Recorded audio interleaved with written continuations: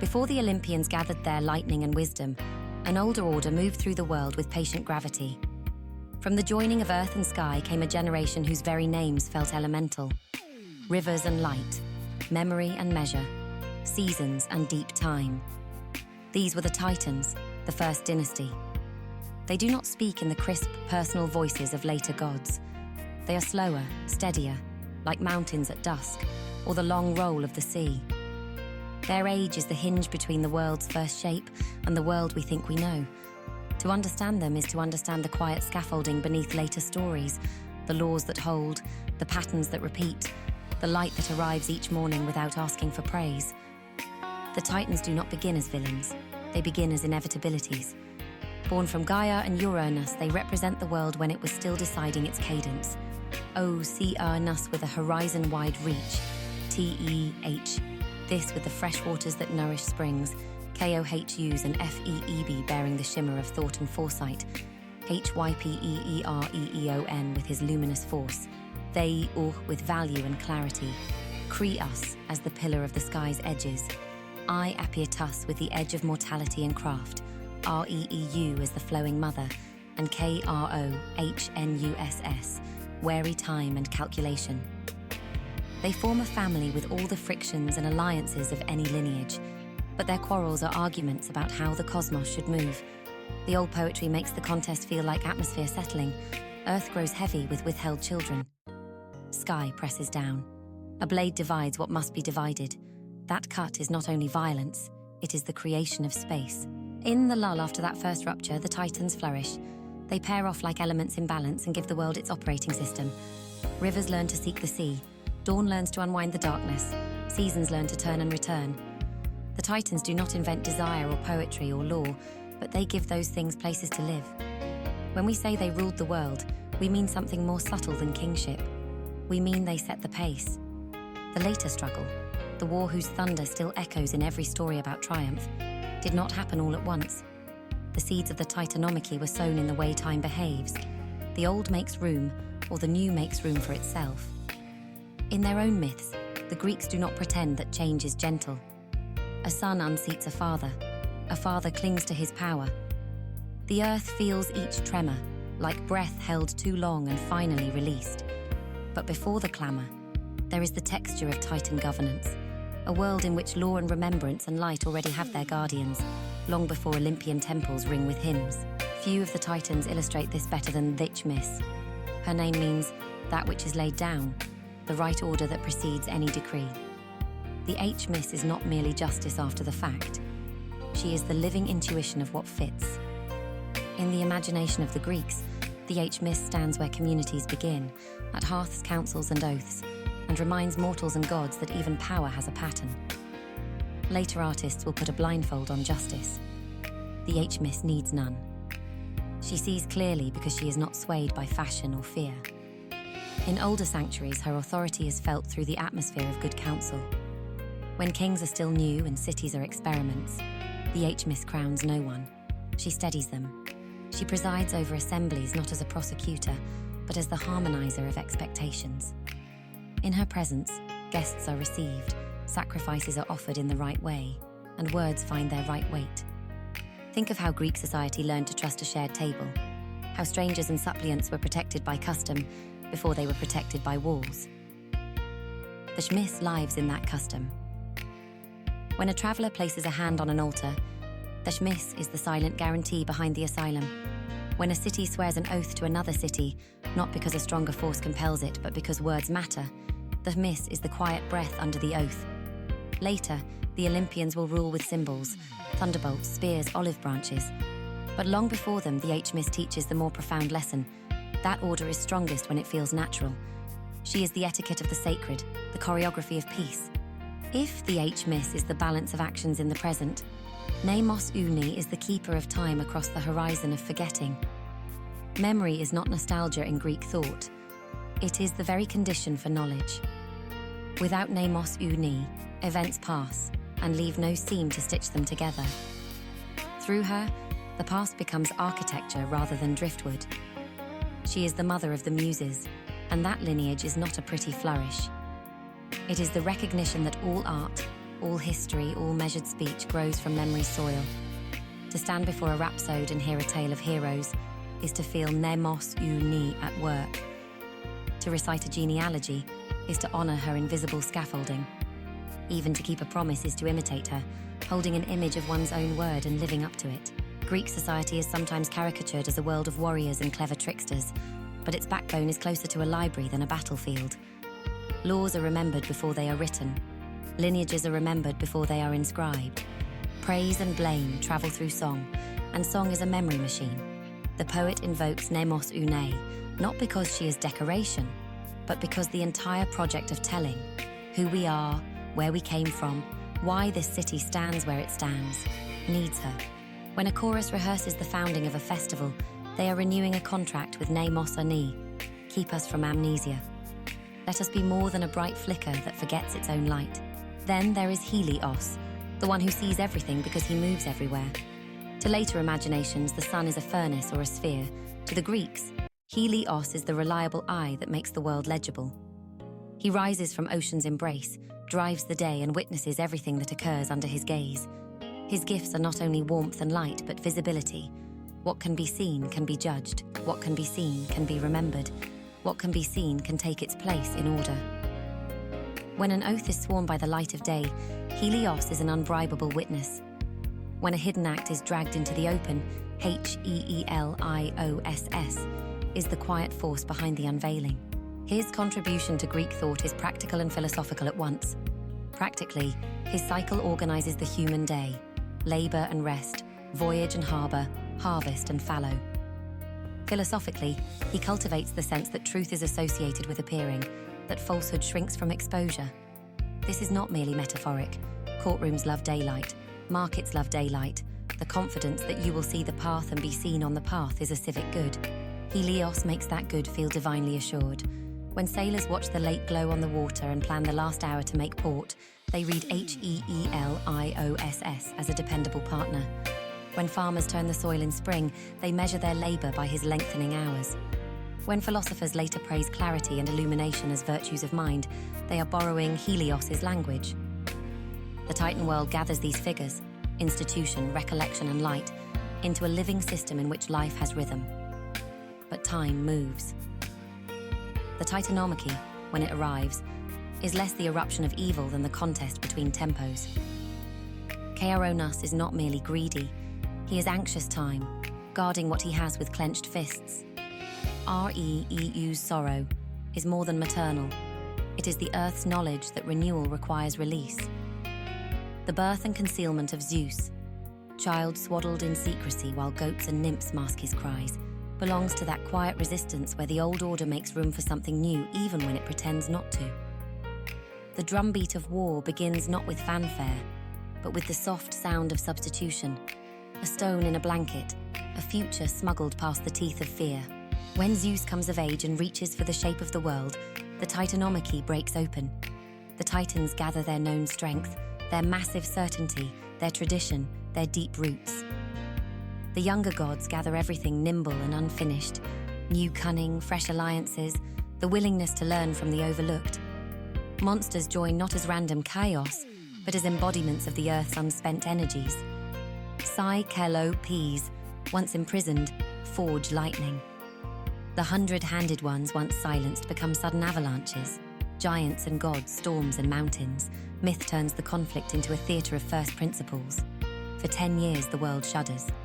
But this is not a story about annihilation. It is a story about rearrangement. Listen to the logic under the thunder. Themis' domain does not evaporate when Zeus wins, it moves. Mnemosyne is not extinguished. She becomes the mother of the very arts that sing Zeus's order into being. Helios does not fall. He continues to ride his path, now anchoring a world with different administrators but the same sky. The Titans' downfall is, for many of them, a transfer into honored positions, into boundaried roles, into advisory presences. Defeat is not disappearance. It is the setting of a new table at which the old principles sit on different chairs. This is clearest if we pay attention to how the post-war cosmos treats the Titans who govern society's invisible ligaments. Themis becomes counselor.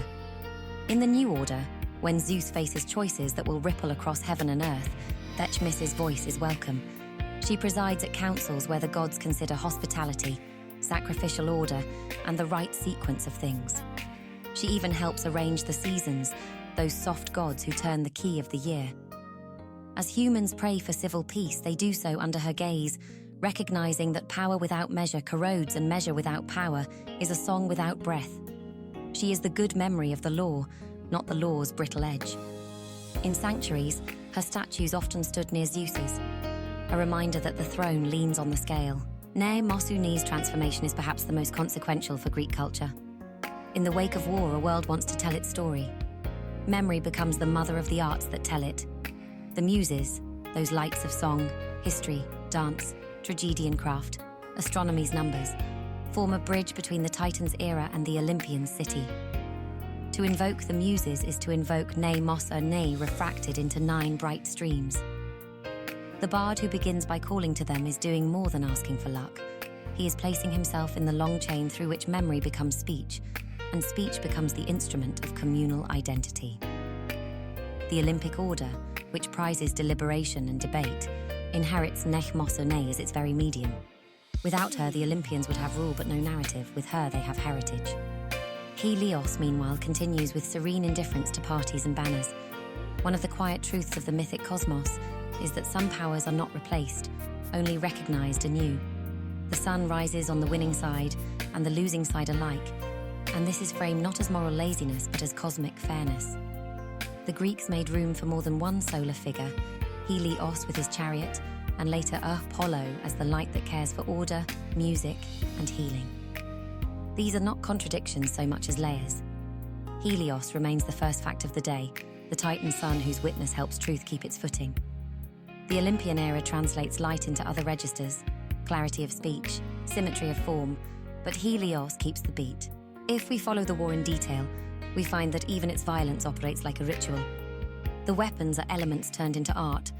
Thunder from the friction of cloud, stone hurled like continents shifting, sea rising to strike and falling back to cradle. The younger gods learn to ask for help beyond their immediate circle, and the earth responds.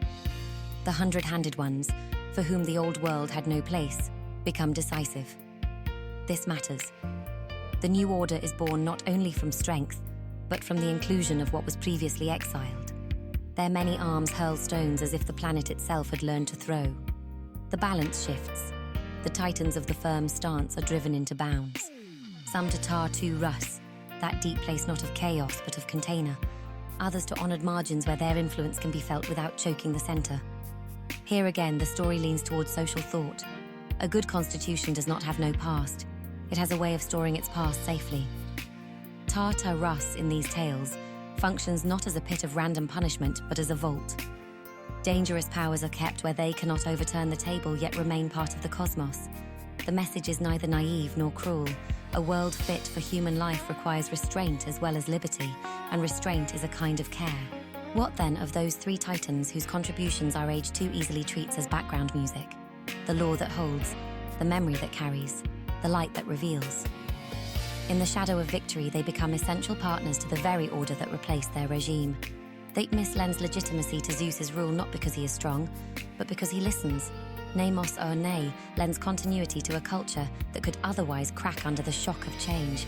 Helios lends the habit of truth to a people who will trade by day and study by day and eventually vote by day. Their domains are not swallowed by the Olympian ascent. They are inherited and renewed. The Hmis's influence remains most visible wherever humans gather to formalize their common life. Consider the way the Greek world cherished assemblies, village councils, city deliberations, alliances formed and dissolved through speeches that carried not only logic but ritual weight. The very grammar of an assembly, who speaks first, who stands where, when the hands are raised, belongs to the Hmis's invisible choreography. She is the reason a meeting can end without blood and with a plan. Even sacrifices, offerings that knit a community to its gods, are timed and ordered by her quiet will. She ensures that religion does not become mere spectacle, and that politics does not dissolve into appetite. In her temple, law is a slow heartbeat, not a whip crack. Mnemosyne's gift deepens as literacy spreads. Writing will eventually change the way memory works, but in the Greek world it never replaces memory. It converses with it. In classrooms where students repeat lines of poetry until the lines belong to them, in families where grandparents recite names back through generations, in festivals where choruses rehearse the very steps their great-grandparents danced, Mnemosyne is sovereign.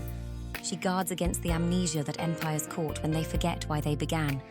When later historians craft a narrative of causes and consequences, they are paying her the respect due a queen. When philosophers begin a treatise by recalling earlier thinkers and correcting them with care, they are honoring Mnemosyne's central rule. Remember in order to refine. As for Helios, his cult remains practical and radiant. Sailors mark their reckonings by him. Farmers calibrate their year to his path. Judges prefer trials under daylight if they can, trusting that truth dislikes the dark. Even metaphor bows to Helios.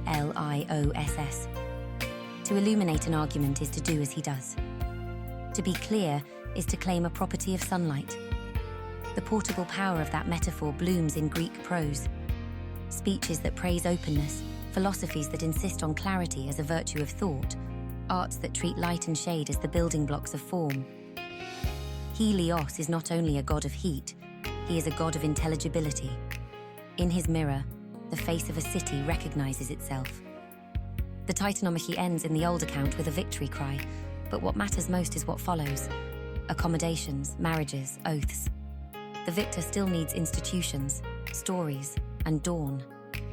The Muses take their place on a mountain and begin their long labor of making the world's memory sing. Themis remains the counselor whose voice prevents victories from turning sour.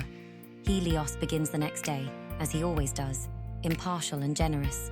The world breathes differently, but it still breathes. The lesson here is elegant and a little stern. Downfall is not the end of usefulness, in fact it can be the beginning of service. The Titans teach the Olympians not only what to fight against, but what to incorporate. The younger gods become better rulers by absorbing Titan virtues. Zeus seeks counsel rather than ruling by impulse. Athena, though Olympian, acts as if she remembers Mnemosyne's quiet authority. Apollo, taking on some of Helios's attributes in the cultural imagination, channels light into music, law, and healing. The Titan era becomes a storehouse that the new age opens daily. You can feel the moral texture of this in human terms. A city that survives crisis must remember its earlier habits of cooperation, hospitality, and wise speech. A household that welcomes a new generation must keep the older generation's knowledge without making it a chain. A person who grows must carry forward the best of what once protected them, the routines, the mentors, the truths, without letting those old shields turn into walls. Myth speaks this wisdom in grand imagery. Mountains walking, seas roaring, sky split and mended. But the lesson is meant for the scale of the human day. It is tempting to divide myths into winners and losers, then move on. The Titan story refuses that simplification. Even Chaoros, the symbol of anxious time, becomes in some local traditions a figure honored during harvest festivals, a reminder that time's scythe is also the farmer's tool. Even Oceanus, who avoids the war, continues to encircle the world as a boundary that invites exploration rather than forbids it. The Titans' ongoing roles encourage a gentler form of historical thinking, progress that acknowledges debt, innovation that bows to prior wisdom, change that knows how to be grateful. What did the Greeks themselves do with this? They ritualized it.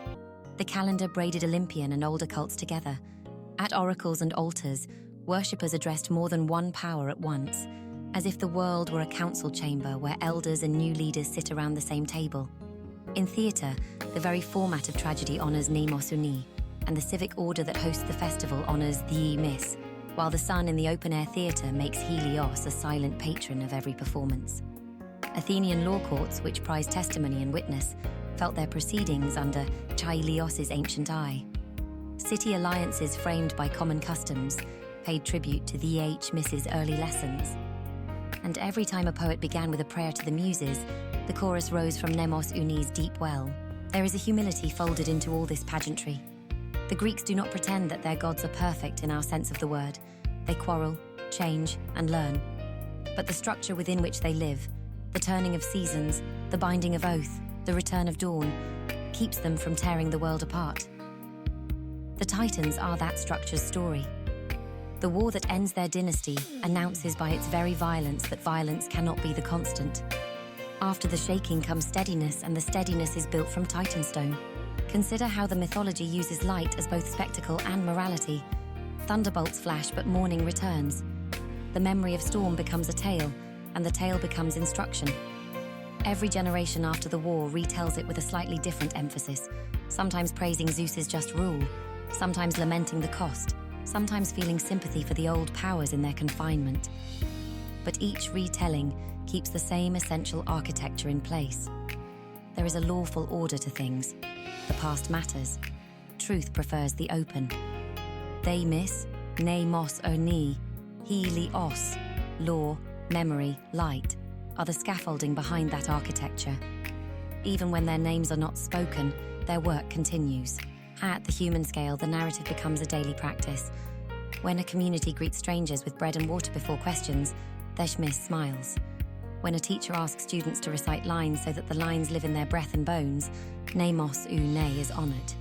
When a judge holds court in daylight and insists on public reasoning, Helios has been invited into the room. You do not need a temple for these. You need habits.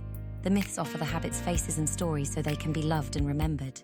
The end of the Titans' direct rule thus becomes a turning point, not because it erases them, but because it distributes them. Their gifts are scattered like seeds into new fields. The Olympians blossom also because the soil is rich. The poet who tells us that Zeus governs with order implies that Themis taught him to hold a council. The poet who tells us that Apollo orders music implies that Mnemosyne gave the notes a place to return to. The poet who tells us that Athena clarifies disputes implies that Helios lent her the metaphor of light. The younger gods wear Titan virtues like before there were